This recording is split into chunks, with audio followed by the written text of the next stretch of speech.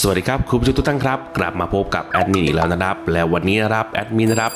ได้ข่าวคราวนะครับของวงการยุทโธปกรณ์ไทยนะครับเกี่ยวกับระบบโดรนพิชิตนะครับที่มีประสิทธิภาพรุ่นใหม่นะครับที่สร้างขึ้นมาเพื่อใช้ในกองทัพไทยของเรานั่นเองแหละครับ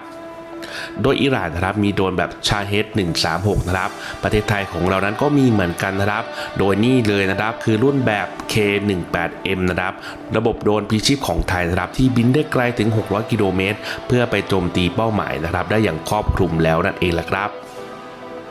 ถ้าพูดถึงระบบโดรนพิชิตนะครับหรือว่าคามิกาเซ่โดรนนะครับในยุคนี้นั้นทุกคนคงนึกถึงระบบโดรนแบบชาเฮด136ของอิหร่านใช่ไหมล่ะครับซึ่งแน่นอนว่าโดรนนี้นะครับเปลี่ยนโฉมหน้าสมรภูมิระดับโลกเลยทีเดียวนะครับด้วยคอนเซปต์ถูกนะครับแต่บินได้ไกลและถล่มได้แม่นยำนั่นเองแหละครับแต่ทุกคนรู้ไหมล่ะครับว่าประเทศไทยของเรานะครับก็มีอาวุธประเภทนี้เหมือนกันนะครับนั่นก็คือระบบโดรนแบบ K18M นะครับซึ่งเป็นระบบโดรนพลีชีพสัญชาติไทยนะครับที่สามารถทำระยะการบินได้ไกลมากถึง600กิโลเมตรด้วยกันนะครับและวันนี้นะครับเราจะพามาเจาะลึกกันนะครับว่าระบบโดรนแบบ 18M ตัวนี้นะครับคืออะไรสเปคโหดแค่ไหนนะครับและโดรนนี้สามารถกลายเป็นหมัดยาวตัวใหม่ของไทยได้จริงหรือไม่นั่นเองล่ะครับและก่อนที่จะไปดูระบบโดรนแบบ K18M นะครับเราต้องเข้าใจยุทธศาสตร์โดรนพลีชีพกันก่อนนะครับโดยจุดเด่นของระบบโดรนแบบชาเฮดของอิหร่านนะครับไม่ใช่ความเร็วสูงระดับเหนือเสียงนะครับหรือการล่องหนระบบเรดาร์ขั้นเทพนะครับแต่โดรนนี้นะครับคือความคุ้มค่าในเชิงยุทธการนั่นเองแหละครับและต้องบอกได้เลยว่าระบบโดรนแบบชาเฮด136นี้นะครับมีราคาเพียงแค่หลักแสนบาทถึงล้านต้นๆต่อหน่วยเท่านั้นเองนะครับแต่สามารถส่งไปทำลายเป้าหมายมูลค่าหลายหลัก10ล้านหรือว่าหลักร้อยล้านได้เลยนะครับแถมสามารถปล่อยนะครับเพื่อบินไปโจมตีเป้าหมาย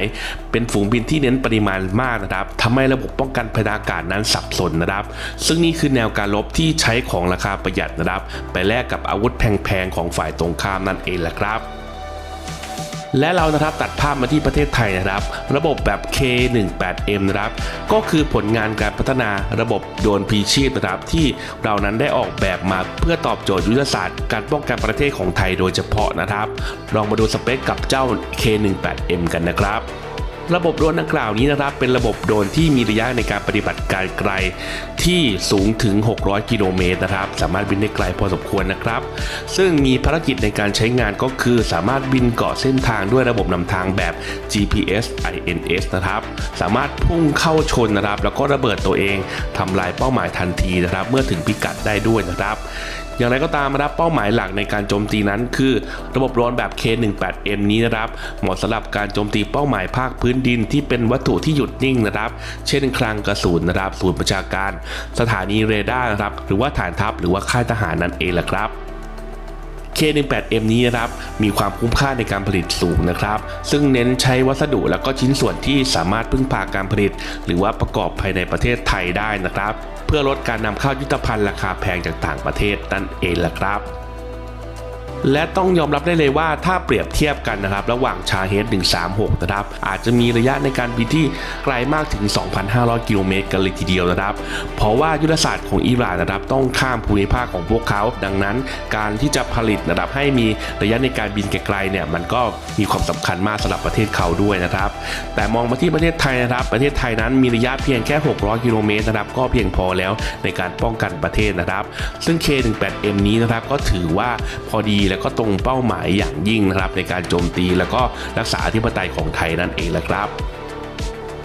และลองคิดตามนะครับว่าระยะไกลมากถึง600กิโลเมตรนะครับจากชายแดนนั่นหมายความว่าหากเกิดภัยคุกคามนะครับระบบโดรนพลีชีพแบบ K18M นี้นะครับสามารถยิงจากแนวหลังของไทยไปถึงจุดยุทธศาสตร์ที่สำคัญนะครับรอบพรมแดนบ้านเราได้ทั้งหมดนะครับโดยที่ทหารไทยนั้นไม่ต้องก้าวข้ามพรมแดนไปเลยแม้แต่ก้าวเดียวนะครับถือว่าเป็นการสร้างศักยภาพการป้องปรามที่ทรงพลังนะครับในราคาที่ถูกอย่างเหลือเชื่อหรือว่าถูกกว่าขีปนาวุธล่อนหลายเท่าตัวเลยทีเดียวนะครับ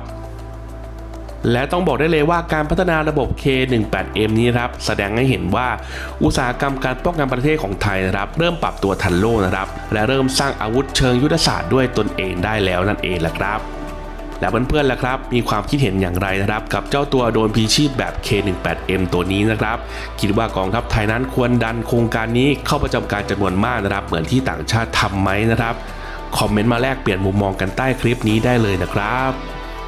ถ้าคุณชอบคอนเทนต์แบบนี้นะครับอย่าลืมกดไลค์กดแชร์และกด Subscribe ติดตามช่องของเราไว้ด้วยนะครับจะได้ไม่พลาดคลิปใหม่ๆนะครับสำหรับวันนี้สวัสดีครับ